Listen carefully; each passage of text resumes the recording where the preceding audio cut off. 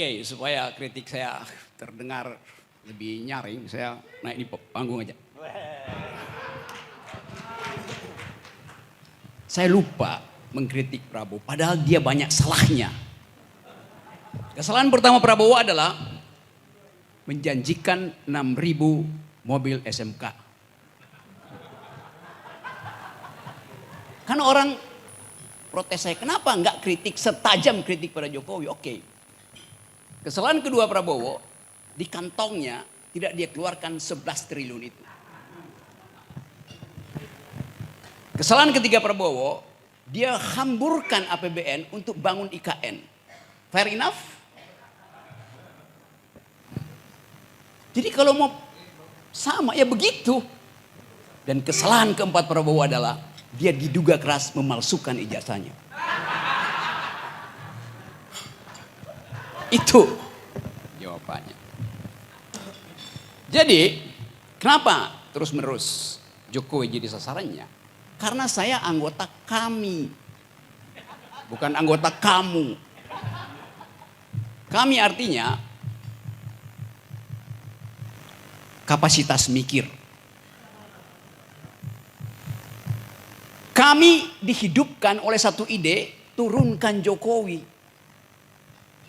Saya tidak clear soal itu. Sekarang Jokowi bukan lagi penguasa, maka kami harus bubar. Logikanya begitu. Tidak. Jokowi sudah turun tapi kejahatannya masih hidup. Itu soalnya. Jadi apa ya peran kami hari ini? Bukan lagi turunkan, penjarakan. Yang bilang itu siapa? Pak Gatot, Hersu, Rocky Gerung, Antoni. Tidak, emak-emak yang bilang itu. BEM yang bilang itu. Buruh yang bilang itu. Tadi Ubed kasih kritik bahwa mahasiswa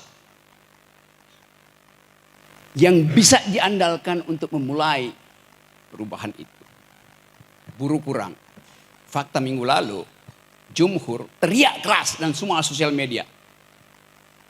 Kalau PPATK masih mengunci rekening, buruh akan melakukan narik uang. Tiba-tiba dalam 32 jam saya hitung dibatalkan itu karena suara dari Jumhur Hidayat. Jadi jelas keadaan ini memungkinkan kita mengatakan semua suara kami itu relevan karena di dalam organisasi ini ada yang berpikir tajam. Indrajit ucapkan satu upaya untuk melihat prospek global politics. Mulyadi menerangkan dengan bagus apa sebetulnya sumber kerusakan kita. Antoni mengucapkan dengan fasih data-data yang memungkinkan kita tahu bahwa pada akhirnya akan ada crash. Kapan itu? Ketika kesulitan ekonomi crossfire dengan tekanan politik. Idenya sempurna tuh. Jadi betul tadi, siapa tadi yang ngutip Alice in the Wonderland? Snow White. Betul. Kita mengajukan pertanyaan pada Putri Salju. Mirror, mirror on the wall. Who is the smartest one of all? Hai, cermin di dinding. Siapa yang paling pinter di antara yang ada? Kata si cermin, kabinet merah putih paling pinter. Tapi masih ada kami di atasnya. Saya hanya mengutip Alice in the Wonderland ya. Bacaan anak-anak saya, bacaan saya waktu masih anak-anak. Karena yang diterangkan oleh Antoni, diterangkan oleh Indrajit, diterangkan oleh Mulyadi, diterangkan oleh teman-teman semua itu menunjukkan kualitas berpikir kita yang gak ada dendam pada manusia, tapi kita dendam terhadap kebijakan yang dibuat oleh beberapa manusia. Ada yang kutip tadi soal Puyi, anak kecil yang kemudian jadi raja di Cina tuh, dan itu yang menyebabkan kerajaan Ming itu tumbang. Tapi untung wajah anak kecil itu kita tidak lihat di ruangan ini. Kosong.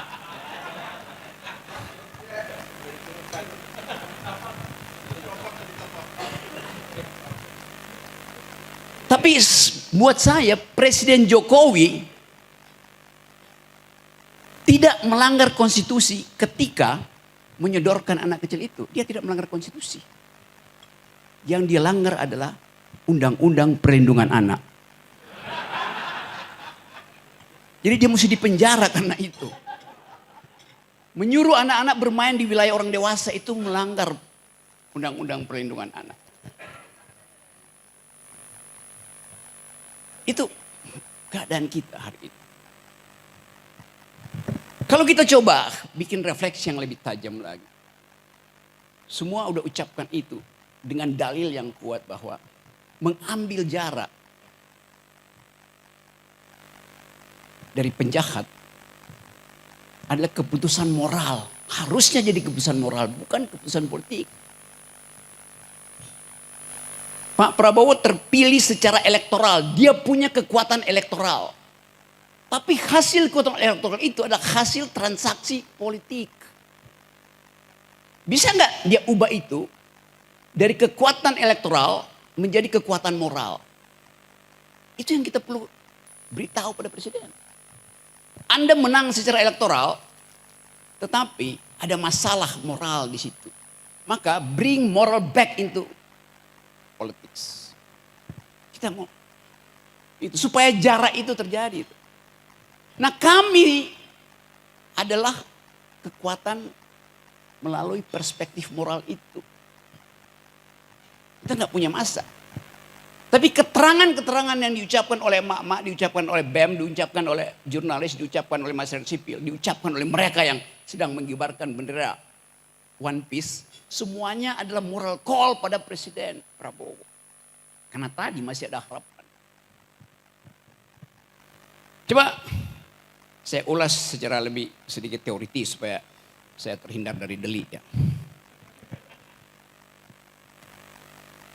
Refleksi 80 tahun Indonesia. Apa itu Indonesia? Refleksi 1 tahun Presiden Prabowo. Bulan Oktober nanti. Presiden Prabowo memegang kendali kebijakan. Karena itu dia adalah objek kritik. Kita adalah subjek, warga negara itu subjek. Tapi Indonesia tidak mungkin kita jadikan objek kritik. Karena dia ada dalam kedudukan objektif yang tidak kita kuasai. Kebijakan adalah objek kritik kita karena kita kuasai. Bahasa Inggris kurang mampu untuk menerangkan bahasa Jerman yang membedakan antara Gegenstand dan objek. Ada yang belajar di Jerman enggak? Gegenstand artinya objek yang ada di pikiran kita karena itu kita kendalikan. Objek OBJE KT itu objek yang tidak ada di dalam kendali pikiran kita. Indonesia tidak ada dalam kendali pikiran kita. Tapi kebijakan Presiden Indonesia ada di dalam kendali kepentingan kita. Agak teoritis ya. Jadi kalau kita bayangkan apa yang akan terjadi sebagai Indonesia nanti di dalam 5-10 tahun ke depan, sesungguhnya kita hanya mampu dekati itu secara intelektual. Secara intelektual. Buat terjadi realignment di Eropa, buat terjadi realignment di Indo-Pasifik, kita bisa bayangkan itu di dalam pengetahuan kita tentang global issue, global politics.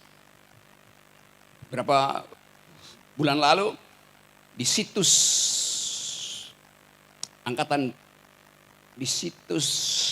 pemerintah Amerika ada negara baru yang dideklarasikan secara virtual, namanya Sunda Baru. Jadi Amerika mencoba memetakan secara virtual harus ada negara baru yang di dalam konsepsi dia ada di dalam genggaman dia. Dia sebut Sunda Baru. Itu adalah persekutuan antara Malaysia, Sumatera, Jawa dan Kalimantan. Indonesia Timur tidak dianggap. Jadi artinya tadi yang disebut tadi potensi secesionism, potensi federalisme ada di dalam pikiran para strateg hubungan internasional di Amerika. Hal yang sama kita baca juga dalam situs Australia. Bahwa Indonesia itu dibelah secara virtual. Artinya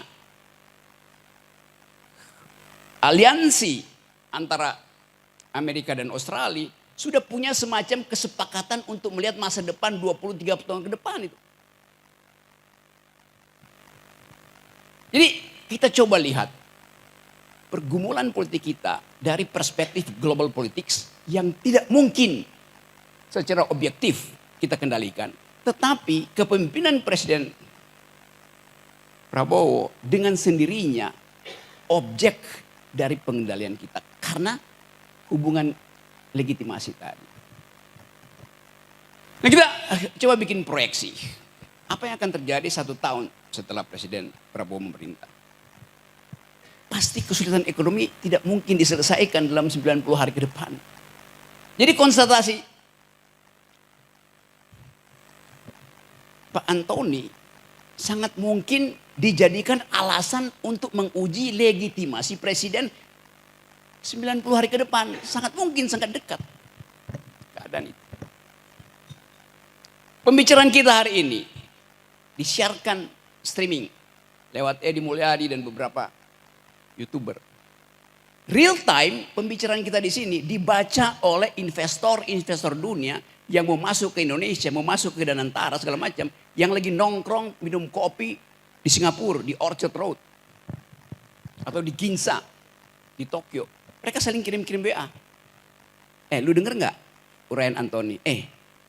Si investor Jepang bilang begitu pada temannya yang dari Paris, yang Paris bicara. Investor dari Qatar. Gila tuh, kami tuh mengulas dan mengulik secara tajam. Berarti ada masalah besar di situ. Real time kondisi investasi itu udah berubah. Setelah Antoni ngomong, setelah Indrajit ngomong, Sri Mulyadi ngomong. Jadi bayangkan misalnya, keterangan 3 akademisi bisa membatalkan niat investasi dari mereka yang udah parkir uangnya di Singapura, tinggal menunggu. Apakah Prabowo mau mengambil moral call untuk menyingkirkan pengaruh Jokowi? Itu ditunggu investor detik ini, real time. Begitu dunia interconnected. Tidak ada isu yang tidak diketahui oleh internasional. Sementara kabinet mesti tunggu mingguan untuk bersidang. Jadi kita lihat kecepatan informasi itu adalah alat revolusi yang paling memungkinkan. Tapi sekali lagi kita punya semacam keinginan untuk ya Pak Prabowo selesaikan dong problem-problem di masa lalu itu. Election bisa berbeda dengan decision. Prabowo memenangkan election, tapi decisionnya itu ditunggu justru. Anda punya kapasitas karena hasil elektoral. Sekarang Anda punya kapasitas juga untuk menunjukkan jarak moral Anda dengan rejim sebelumnya. Kan simple logiknya seperti itu. Jadi teman-teman kita tahu bahwa keadaan ekonomi kita betul-betul ada di dalam kondisi yang dengan sedikit picu kecil ambruk. Soal tadi, soal kepercayaan. Apalagi kepercayaan mak-mak. Disebutin 5,12% growth. Dengan susah payah pemerintah menerangkan itu memang benar. Tetapi Bima Yudhistira dari Selius mengirim surat ke PBB. Dan PBB menjawab, oke, kami akan riset kembali 5,12 itu masuk akal apa tidak. Investor yang saya ceritakan tadi yang sekarang lagi ngopi di Orchard Road itu nggak perlu nunggu PBB jawab. Dia tahu bahwa kami lebih dia percaya daripada hasil sidang kabinet.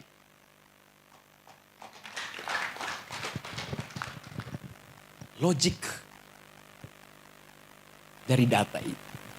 Jadi kalau dikatakan tadi apa sumber subversi yang bisa menggoyah kepemimpinan Prabowo, bukan gerakan massa, bukan gerakan buruh, bukan gerakan mahasiswa, tapi data kecil itu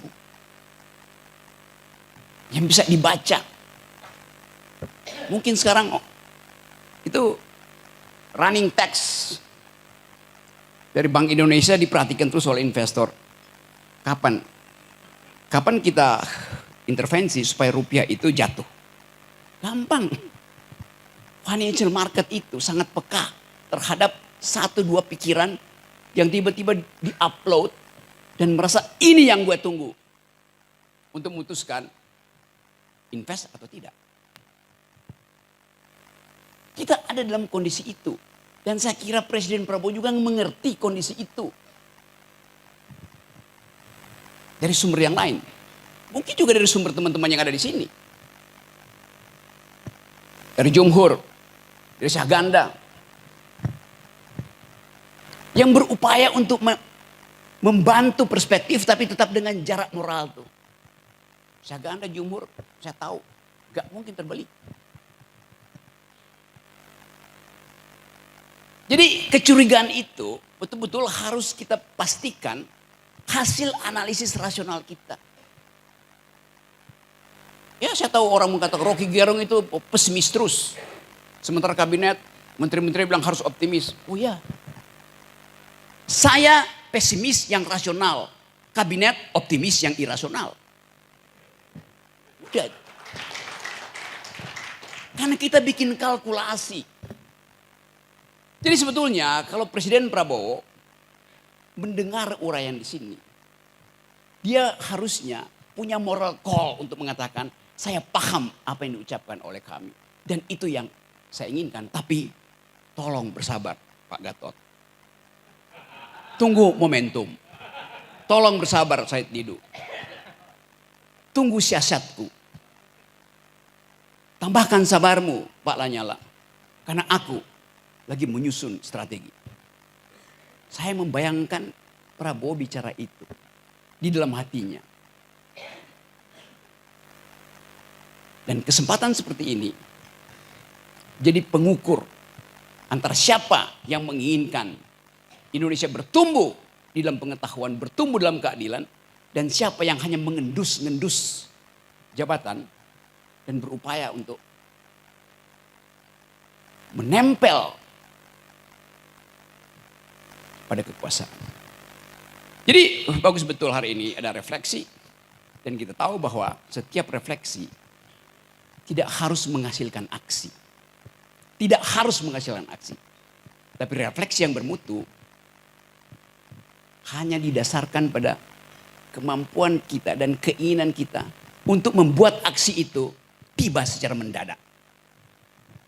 Nah, kemendadakan itu yang saya duga ada di dalam banyak kelompok. Kelompok jurnalis sedang mempersiapkan kemendadakan. Teman-teman dari RRT ini juga lagi mempersiapkan kemendadakan. Para purnawirawan sudah mempersiapkan kemendadakan itu. Pati adalah pintu pertama untuk kita pahami bahwa satu persoalan lokal bisa jadi urusan nasional. Kenapa? Karena kondisi objektifnya sama. Yaitu harapan daerah untuk diguyur lewat dana-dana pusat tidak diperoleh. Faktanya memang begitu. Udah bertahun-tahun sebetulnya kasus itu. Tetapi begitu arogansi si bupati itu dimunculkan, maka masyarakat Jawa Tengah yang biasanya nerimo berubah menjadi ngamuk. From nerimo to amok. Kondisi ini ada di kita, laten di kita. Sebagai masyarakat yang dihina, disiksa oleh ketidakpastian. Kita disiksa oleh ketidakpastian karena menunggu tadi. Kapan Presiden Jokowi berjarak? Itu namanya siksaan. Nah, kalau siksaan itu tidak dijawab dalam 2 minggu ke depan, maka saya bikin analisis bahwa ada sesuatu yang sedang bergejolak yang akan muncul dan tidak bisa lagi didiskusikan. parlemen jalanan. Fakta itu ada di kita. Siapa yang menurunkan Presiden Soeharto? Berapa orang? 20.000 orang mahasiswa duduk di atas Gunung Kura-Kura, dan Presiden Soeharto mengerti bahwa dia sudah selesai. Itulah antropologi politik kita. Pati itu 10.000 mungkin. Jadi bayangkan misalnya kalau proses pemaksulan Gibran itu mulai dibicarakan di parlemen, dan pasti akan dibicarakan. Saya hanya minta supaya kalau ada demonstrasi mahasiswa, masyarakat sipil, aparat jangan cegah itu. Aparat justru bisikin aja pada Wakil Presiden, Bapak, keadaan udah berubah. Anda turun atau jadi pati.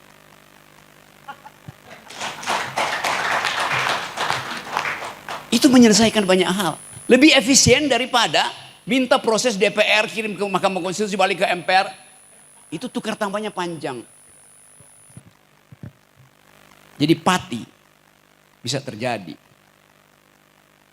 dalam beberapa minggu. Ketika tadi keadaan ekonomi yang tidak mungkin dipulihkan dalam waktu dekat dengan kemarahan publik yang dipendam karena ketidakpastian. Jadi apa yang memungkinkan terjadinya perubahan? Karena ketidakpastian itu sekarang ada di kafe-kafe, dibicarakan tadi oleh Gen Z itu, yang merasa bahwa potensi kami untuk membayangkan Indonesia terhalang oleh adanya si anak kecil itu. Dan itu sangat sosiologis. Jadi ini kesempatan kita untuk menyusun kembali energi moral kita untuk satu waktu mengatakan bahwa harus ada yang dipenjara. Terima kasih. Bismillahirrahmanirrahim. Assalamualaikum warahmatullahi wabarakatuh. Salam sejahtera, selamat malam. Rekan-rekan seperjuangan yang ada di sini semuanya, wabil khusus Pak Rahmat Wahab, profesor saya yang selalu tenang tapi memberikan masukan luar biasa, dan khususnya kami daerah-daerah Umi Fauziah Pausan, beliau juga putri dari pejuang yang luar biasa yang turut mendirikan Tentara Nasional Indonesia di Minangkabau, dan ada juga Bang Jul dari Medan, dari Madura, dari Jawa udah biasa lah saat ketemu. Di sini saya diawasin. Pada saya kapten atau letu, saya menjabat diawasin oleh Kapten Purnomo. Dan sekarang Jenderal Purnomo. Dia kasih intel saya, dia diawasin terus. Ketika saya Asop Kodam, saya diawasi oleh Pak Setio Sularso gitu. Staf khususnya Panglima. Dan setelah saya pensiun, saya diawasi oleh Datuk dari Minangkabau, yaitu Datuk Majen TNI Purnawirawan Wat Basyah. Jadi saya harus apa ini, soalnya kalau enggak bisa bahaya, pulang langsung sidang oleh bertiga, selesai saya. Jadi saya bukan orasi, Bung Hersu, saya ralat. Saya hanya seperti biasa, saya hanya merangkum semua yang bicara, kan dulu itu nggak berubah kami dari dulu sampai sekarang. Jadi saya hanya sebagai penyambung lidah saja, makanya pusing saya ngerangkumnya gimana ini. Dan terima kasih dengan Mas Rajid, kemudian Dr. Mulyadi, kemudian Bang Antoni, kemudian eksekutif komite dari waktu ke waktu, Bang Jumhur, kemudian yang kami sih biasa-biasa aja gitu kan. Pada kesempatan ini saya mengajak kita semuanya bersyukur kehadirat Allah Subhanahu wa taala, Tuhan Yang Maha Esa. Karena jujur saya merasa bangga bisa hadir di sini karena Bung Rocky bilang bahwa kami ini setiap saat disoroti dan penjara menunggu. Karena apa yang disampaikan oleh kami ini adalah hal yang aktual, datanya terpercaya, tidak terbantahkan. Ini terbukti ketika saya menjadi saksi ahli. Anton, di mana itu, Ton? Jakarta Selatan ya? Saya sebagai saksi, begitu saya duduk, saya boleh bicara yang kami muliakan, Bapak Hakim, Ibu Bapak Jaksa, penuntut, saya di sini heran. Mengapa heran? Karena seharusnya yang duduk di terdakwa ini, karena saksi itu duduknya di tempatnya terdakwa juga kan. Yang duduk terdakwa harusnya bukan Anton Permana, tapi saya. Karena Anton Permana dituduh menyebarkan berita yang menyebarkan demonstrasi kan. Dan berita itu ditandatangani oleh saya sebagai presidium. Saya sampai seperti itu. Sehingga saya akan memakai hak saya, kalau ditanya saya tidak menjawab, ya saya diam. Jadi saya lebih banyak diamnya waktu ditanya. Tapi begitu selesai, mereka minta foto bersama, saya juga cuma disuruh katanya. Itulah protes hukum pada saat itu. Jadi ya sepantasnya kita bersyukur bersama-sama, dari jauh Allah membimbing kita semuanya bisa berkumpul di sini. Saudara-saudara sekalian, 80 tahun sudah Indonesia merdeka. Merdeka sebagai negara berdaulat, tetapi apakah tujuan dan cita-cita kita sudah tercapai? Ini pertanyaan besar. Seperti yang dikatakan tadi, bahwa kemerdekaan Indonesia adalah hasil perjuangan bersama, penuh dengan darah dan derita, bukan hasil sebuah hadiah, dan juga bukan hasil perjuangan satu kelompok saja. Dr. Muladi bilang kan tadi, dari bangsa-bangsa yang ada di Indonesia ini semuanya. Pertanyaan yang paling mendasar, apakah kita benar-benar merdeka atau justru menjadi tawanan baru dari kekuasaan dan kekuatan modal yang menyamar sebagai demokrasi? Saya tidak mengatakan Indonesia tadi karena Pak Mulyadi, itu susahnya menyimpulkan itu kan Pak Mulyadi. Jadi pernyataan inilah yang menjadi titik awal berdirinya Koalisi Aksi Menyelamatkan Indonesia. Singkatnya sekarang ini sudah jelaskan semuanya, betapa kerusakan yang dibuat oleh Presiden Jokowi selama 10 tahun. Yang pertanyaan saya dari semua yang paparkan, kira-kira jawab pertanyaan saya, 100 tahun bisa nggak kembali sempurna seperti lagu tadi? Bisa nggak 100 tahun menjadi seperti lagu yang tadi? Sengaja saya lakukan tadi itu menjelaskan. Bisa nggak? Siapa yang tanya, siapa yang bisa angkat tangan? Nggak bisa? Tidak bisa. 100 tahun tidak bisa. Sekarang Anda bayangkan kalau Bapak Ibu sekalian jadi presiden. Tolong bayangkan. Kalau jadi presiden. Sebelumnya saya ceritakan tadi yang Bang Rocky Gerung bilang. Abang menyampaikannya agak terlambat Bang. Tetapi saya mengalami cerita benar-benar dari rekan saya. Dia sudah bekerja sama dengan China Belt and Road. Akan membuat sebuah apartemen. MOU diberilah uang muka 1 juta Singapura dolar. Harusnya termin pertama pada bulan September. Tapi dari China minta bisa nggak diundur sampai dengan pelantikan presiden. Teman saya bilang cengli lah, kita harus cengli kan. Diundur. Kemudian begitu sampai presiden minta diundur lagi. Boleh nggak kalau diundur setelah penentuan menteri-menteri. Begitu penentuan menteri-menteri, dia mengundurkan diri. Ini fakta. Mengundurkan diri dan dia yang menawarkan. Konsekuensinya silakan ambil 1 juta US dollar. Tapi kalau setahun kemudian ada perubahan, belum ada kerjasama, mari kerjasama dengan kita lagi. Jadi sejak awal memang yang saya sampaikan di forum AFTA itu karena berdasarkan dari itu. Dan mereka mengamati sampai dengan sekarang ini.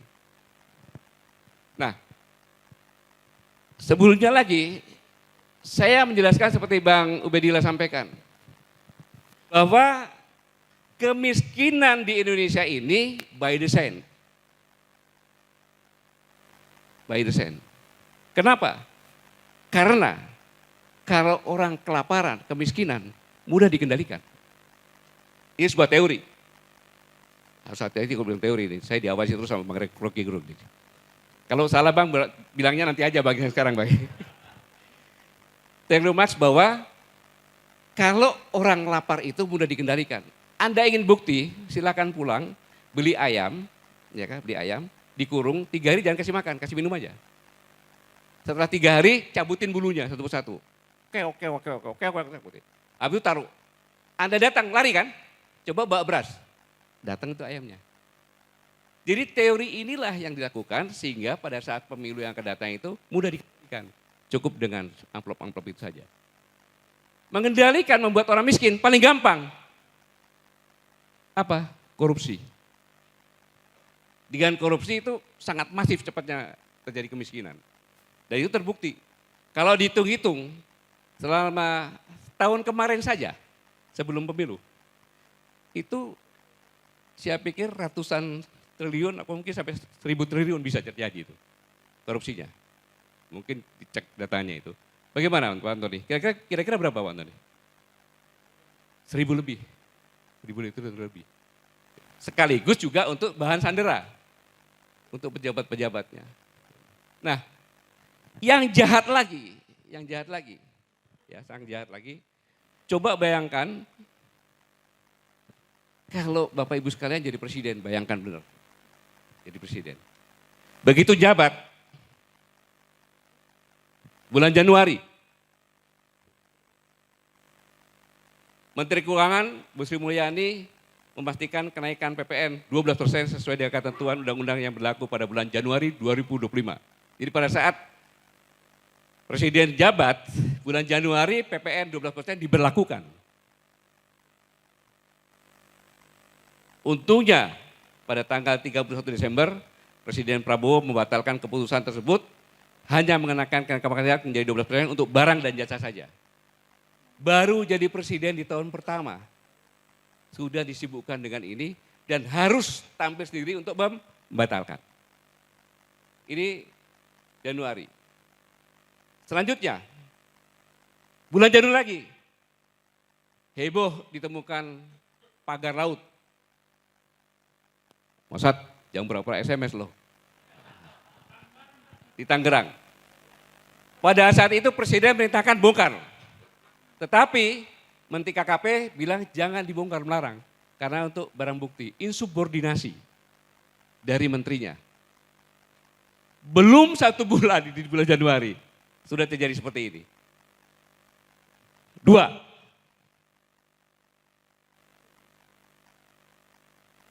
Pada 1 Februari, Menteri Bahlil tentang gas melon.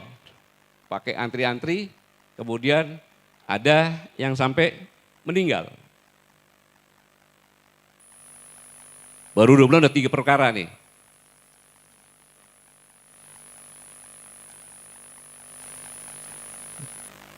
Dan kebijakan Bahlil dibatalkan oleh Presiden.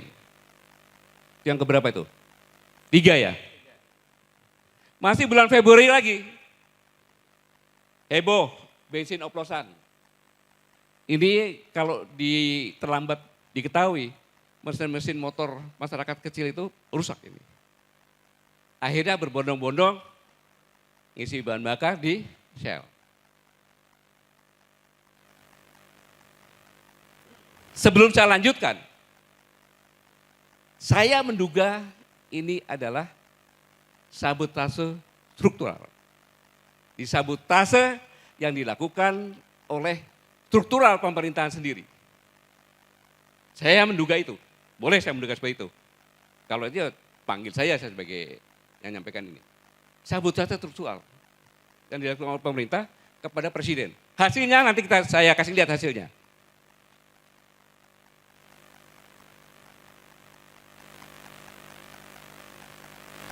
Sampai Kejaksaan Agung menangkap beberapa dari Pertamina. Februari sudah, sekarang bulan Maret. Menpan RB mengumumkan penundaan pengangkatan calon pegawai negeri sipil dan PPK. Jadi ribut.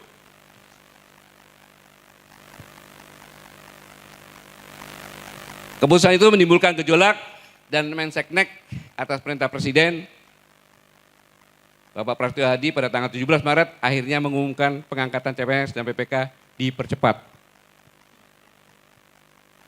Baru 3 bulan di tahun yang baru sudah seperti itu. 6.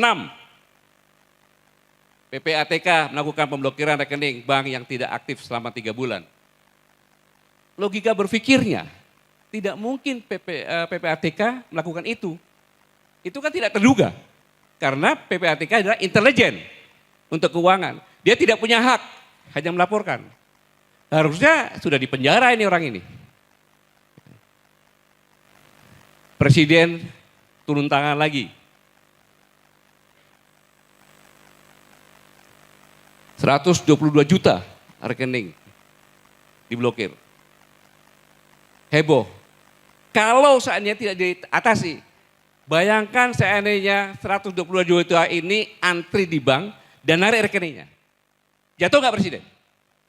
Jatuh Presiden. Ada contohnya negara seperti itu. Kemudian sudah diperintahkan untuk dibatalkan. Sudah batal? Belum. Pembangkangan lagi yang kedua. Kenapa? Bank harus orang sendiri yang membuka. Timbullah maki-makian, presiden goblok, presiden bajingan, presiden kurang ajar dari luar negeri. Karena TKW mau berangkat dia buka rekening sini. Gajinya dikirim ke sini, ketika mau pulang beli tiket dari sini kan? Enggak bisa. Bayangkan, saya harus menabung 3 tahun lagi supaya saya bisa pulang. Di mana-mana maki-maki muncul.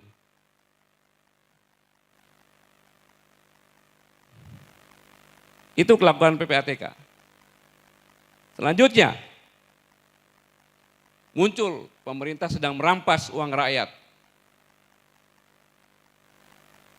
Negara menghambat akses rakyat terhadap hak keuangannya. Tujuannya melegitimasi kepemimpinan Presiden Prabowo.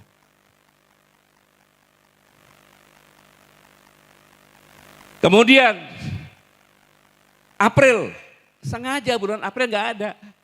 Kenapa? April Mop. Sengaja dibuat nggak ada itu. Inilah desain.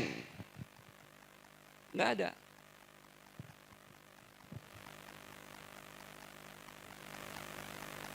Langsung ke bulan Juni, heboh tentang tambang nikel di Raja Ampat yang merupakan surga terakhir dunia.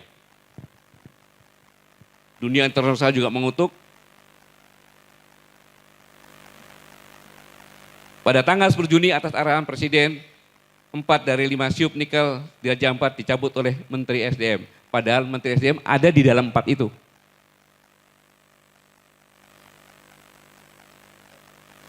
Ya.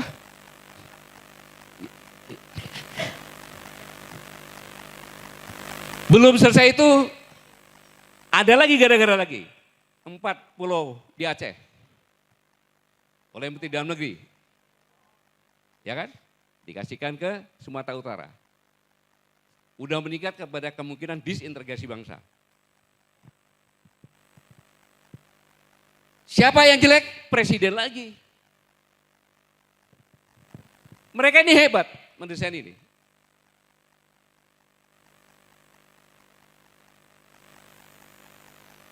Selanjutnya bulan Juli, seorang pejabat di Komdiki mengeluarkan wacana WA call.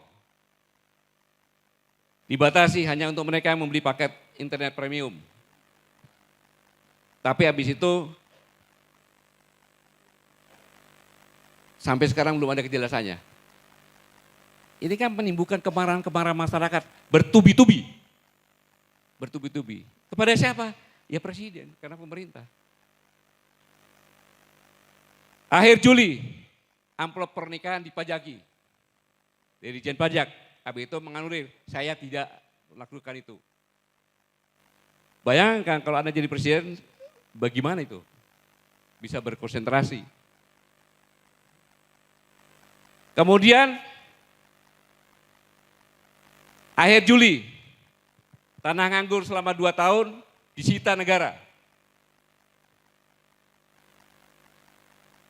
Pada akhir Juli, media sosial dihebohkan dengan kabar tanah nganggur tersebut, heboh di mana-mana. Belum rekening selesai, tambahin lagi tanah nganggur.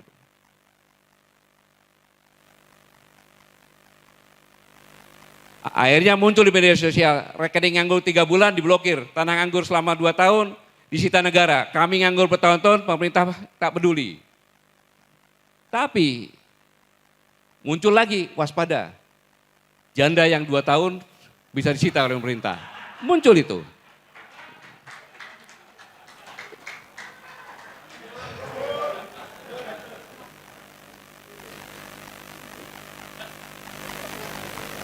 Habis itu menterinya menanggapi semuanya, memangnya mbahmu bisa bikin tanah? Menterinya seperti itu. Seorang menteri bicara seperti itu. Bukannya mendinginkan, tapi seperti itu. Untung belum ada Pati itu. Dan akhirnya minta maaf. Keributan demi keributan itu masih terus berlanjut. Karena bulan Juli itu harus puncaknya sampai Agustus. Maka bulan Juli ada lagi.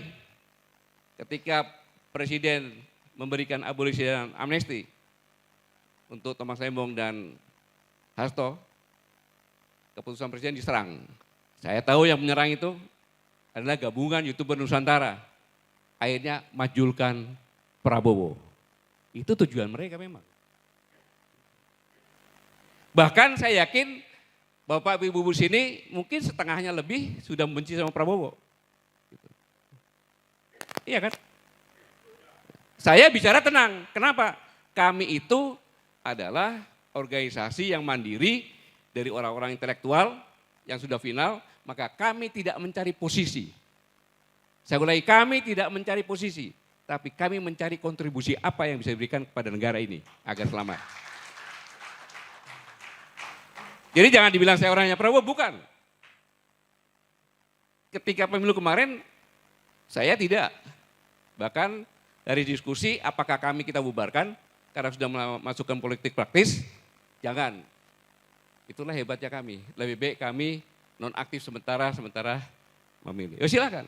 Ya tinggal 10 sampai 11 orang saja. Kalau kita diskusi. Orang bilang Barangkali Sakti biar saja. Sampai sekarang ada nggak anggota kami yang masuk pada posisi dari kami? Nggak ada kan? Karena kami bukan mencari posisi. Tidak. Tapi kontribusi apa yang bisa kami berikan untuk negara?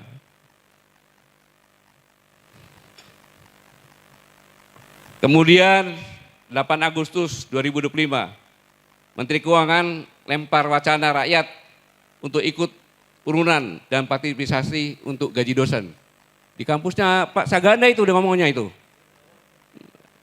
Kan sama aja menurunkan bahwa dosen-dosen itu adalah orang yang tidak perlu dihargai. Ini jangan sembarangan, nih kata-kata ini sangat luar biasa ini.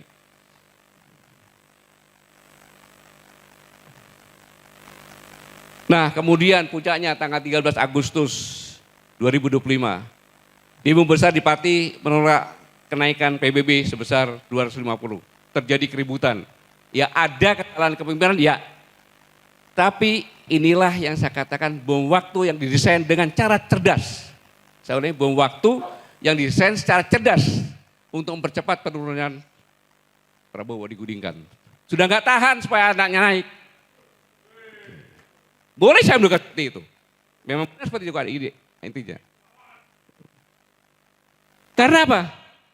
Sepanjang 10 tahun dana transfer ke daerah, tolong grafiknya. Selama 10 tahun dana transfer ke daerah, baru sekarang ini lebih kecil dari 10 tahun yang lalu. Kurang lebih sekitar 25%, kurang lebih. Dipotong. Ya? 20 apa? 24, sekian, Bang. Iya. 24, sekian. Tahu akan dibagi-bagi aja kan. Ini kita di kami biasa diskusi seperti ini biasa. Ya. Kan itu aja 650 per 86,864 dikalikan 100% saja kan gitu. Kira-kira ada di atas 20 lah Bang. Ya kita ambil jalan tengah ya Bang. Ya. Ya jadi ini biasa nih. Jadi, nah ini padahal di daerah-daerah rata-rata ya 30% untuk belanja pegawai. Nah ketika itu dipotong bingung bupati. Ada yang bupati yang nggak bisa bayar gaji kan. Maka dinaikkanlah itu seperti ini. Tujuannya apa? Agar terjadi seperti pati di mana-mana. Sehingga ngepung ke Jakarta. Dan pati itu adalah sebagai latihan. Kalau kamu diginiin loh berani aja. Polisi juga bisa kita usir dan sebagainya. Ini sangat berbahaya. Lalu pertanyaannya, apakah kita akan diam seperti ini? Apakah kita ikut bagian dari sabotase struktural untuk ikut menjatuhkan Prabowo Subianto? Pergantian pemerintahan setiap saat bukan menambah kesejahteraan, tapi melakukan kebangkrutan. Kenapa? Ada satu hal lagi, tolong didiskusikan dalam ekonomi. Saya bertanya, pertanian di Amerika dengan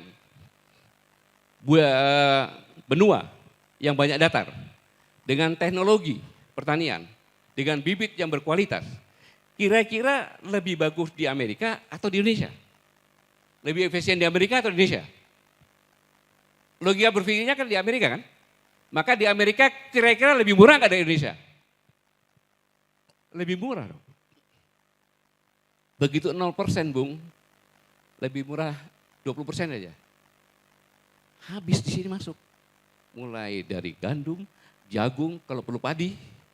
Akhirnya petani bukannya tidak mau, ya rugi dia. Inilah sangat-sangat berbahaya. Karena begitu ini terjadi, tidak ada pertanian lagi, begitu di stop, mati kita semuanya. Ini juga proses dari penguasaan wilayah dengan cara soft. Kita bicara Cina. Taruhlah Tokopedia atau apa, dibeli. Tokopedia itu kan sebagai sarana untuk menjual di samping barang-barang dari luar, dari Cina juga, tapi UMKM juga. Setuju nggak ini? Ketika saya sudah beli ini, saya tinggal ngomong, punya mau dijual, tapi harus stok saya di bawah 20% lagi. Totalnya 100 cuma 80. Anda mau enggak apa-apa. Akhirnya UMKM jatuh. Distribusi. Sekarang, saya juga menyelenggarakan distribusi juga. Saya pindah ke distribusi yang dibuat oleh Pak Antoni, saya bilang gitu. Karena lebih murah 50%. Kalau Anda ikut juga silakan. Bersaing, nggak bisa hidup. Artinya apa? UMKM habis, usaha semuanya habis. Dikuasai oleh mereka. Dua negara besar ini sama-sama menghancurkan kita dengan cara yang sistematis. Itulah yang seharusnya sama-sama kita pikirkan. Bahwa negara kita ini sedang diincar. Sejak dahulu kala sampai dengan sekarang. Sejak zaman Portugis, Spanyol dan sebagainya sampai dengan sekarang. Dan dalam kondisi seperti ini, saya menghimbau, saya bukan orangnya Pak Prabowo. Saya bukan siapa-siapa. Saya adalah kami yang harus menyuarakan apa adanya. Gak ada alternatif lain. Mari kita bergandengan tangan. Kohesi nasional yang sudah pecah kita perbaiki. Hukum yang tajam ke atas, terbalik, tajam ke bawah, tumbul ke atas, kita perbaiki. Tata krama budaya yang hilang, perbaiki. Dengan apa? Ya kita ngajak demo kepada ke presiden. Masa udah tahu seperti itu masih mempertahankan menteri-menteri yang seperti itu? Seperti yang Bung Rocky bilang. Iya dong. Kita sudah memperingatkan seperti ini, Bung Rocky semuanya memperingatkan. Jelas. Dan buktinya usaha yang seperti itu sudah ada. Kemudian sudah dihianati dengan sistematis seperti ini. Masih tetap. Aneh dong. Memang saya sadar tidak mungkin begitu cepat. Ada tahapan-tahapannya. Karena struktural ini yang saya katakan sabotase struktural itu berlapis. mulai dari pada menteri, deputinya, sampai ke bawah. Karena yang menentukan deputi kementerian kan TPA, tim penilai akhir, yaitu ada BIN, ya. Kemudian dipimpin Wapres, ya kan. Kemudian waktu itu kementerian terkait terus dihapuskan. Jadi cukup BIN aja Pak, itu istrinya saya dengar 5 Pak, udah nggak bisa dicari lagi, udah geser. Jadi orang mereka yang semuanya sudah masuk. Inilah yang saya katakan di hari ulang tahun kelima ini, kalau kita ingin reuni Indonesia ke depan, kita selamatkan sama-sama Indonesia. Setelah kita tahu permasalahan-permasalahan ini. Tidak mengandalkan ini fakta semuanya yang ada, saya sampaikan. Patut kita mencurigai seperti ini. Mari kita bergandengan tangan, kita ajak semua masyarakat bergandengan tangan agar membalikan Indonesia seperti lagu yang kita lakukan tadi.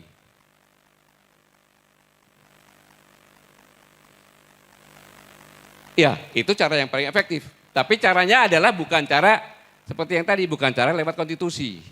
Kan? Cara tekanan-tekanan psikologis tadi ya kan, pelajaran dari Pati dan sebagainya, untuk lakukan itu. Akan lebih efisien.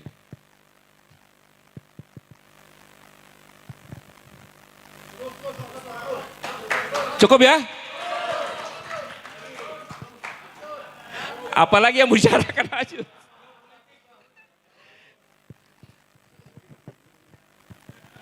Jokowi udah sebutkan tadi semuanya, ya. Jadi, saudaraku sekalian, saya hanya nyampaikan dirgahayu Koalisi Aksi Menyelamatkan Indonesia.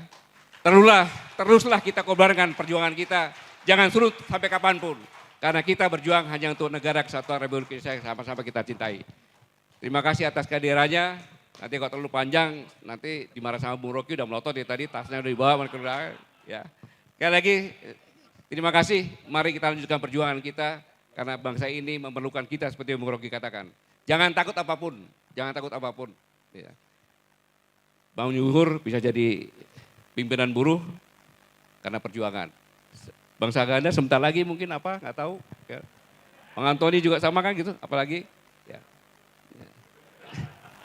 Saya pikir itu sekali lagi saya terima kasih. Saya mengerti pengorbanan Bapak Ibu sekalian, jauh-jauh datang ke sini untuk bersama-sama reuni di sini, tapi yang saya yakin dari pandangan kita semuanya, kita akan tetap berjuang bersama-sama. Terima kasih. Wassalamualaikum warahmatullahi wabarakatuh. Oke. Hidup kami. Yes.